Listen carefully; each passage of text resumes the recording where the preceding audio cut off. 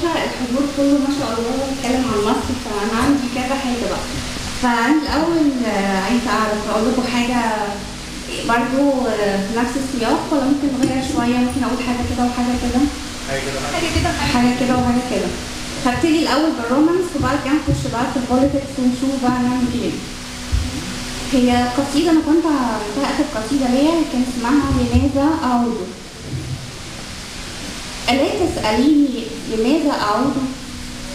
إذا بعثرتني الليالي نجوما بشطك، إذا علمتني عيونت برغم القيود طائرا يستبيح الحدائق، يذيب الشموس يجيد الغناء لوجه صبوح يعمد طهري. ألا تسأليني لماذا أعود؟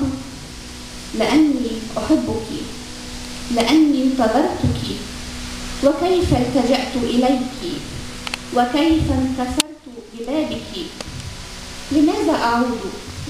إذا منحتني الذنوب هوية عاشق، إذا منحتني نشيد المغني وظل المحارب، ووجع العناق بقلب الصبايا إذا ما عشقنا بهمس ووجد.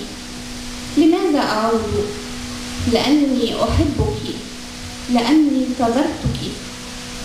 تراني انكسرت وصلت وقلت، تراني هزمت وثرت وقمت.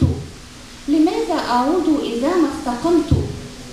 إذا كبلتني الذنوب وصارت هشوما بصدري، لماذا أعود إذا عذبتني؟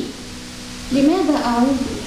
تراني ولدت إذا ما انتهيت ببابك، إذا أسخنتني جراحك خذيني خذيني، فإني عجزت فلا تسأليني لماذا أعود.